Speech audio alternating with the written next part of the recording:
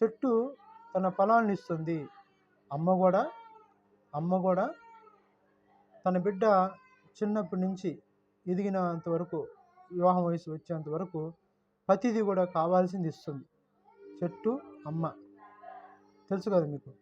చెట్టు అమ్మ అమ్మ కూడా మనకు కావాల్సిన అన్ని సమృద్ధిని ఇస్తున్నప్పుడు, అమ్మ పెద్దవాళ్ళు ఇప్పుడు ముసలివారు అయిపోయినాక మన అమ్మ నుంచి కోరుకునేది, మన నుంచి కోరుకునేది అమ్మ ఆస్తులు కాదు, అంతస్తులు కాదు, మిద్దులు కాదు, మేడలు కాదు, బంగారం కాదు, ప్రేమ.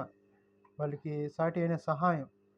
వీళ్ళకంత అన్నం పెడుతూ వాళ్ళు చక్కగా చూసుకుంటూ, వాళ్ళు పలకరిస్తూ, ఆ విధంగా ఒకరు నడుచుకోవాలి. ఎందుకంటే ఈ ముద్దు స్టోరీ అంతా, ఈ మామిడికాయ చెట్టు గురించి చెప్పిన స్టోరీ అంతా కూడా అమ్మకు కూడా అది వర్తిస్తుంది.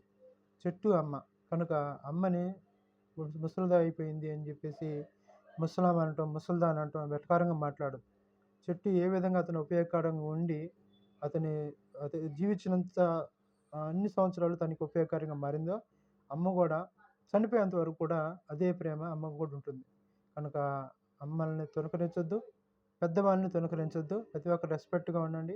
మనం చేయాల్సింది ఏం లేదు. వాళ్ళకి ప్రేమగా మాట్లాడితే, సమయం దొరికినప్పుడు వాళ్ళతో కలిసి వాళ్ళ యొక్క అనుభవం మనతో షేర్ చేసుకుంటే మనకు కొన్ని పాఠం ఉపయోగపడుతుంది. కనుక ముసలిదానివని నువ్వేం చేయలేవని చెప్పేసి ఒక మూలన కూర్చొని అన్నం తిని పెట్టింది తినని వెటకారంగా మాట్లాడదు. కనుక అమ్మకి రెస్పెక్ట్ ఇవ్వాలి. కుటుంబంలో మ్యారేజ్ అయితే భార్యకి ఇచ్చే రెస్పెక్ట్ ఇవ్వాలి.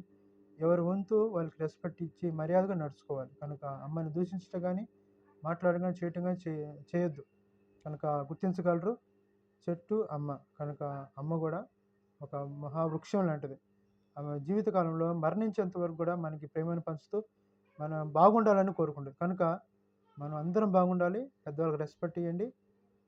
అమ్మను కూడా మనం కాపాడుకుందాం. సాటి అయిన సహాయం కొరకు ఏ విధంగా మనం చూసి మనకు ఒక జీవితం నేర్పిస్తుందో, అమ్మ ప్రేమ అనేది వర్ణించలేం.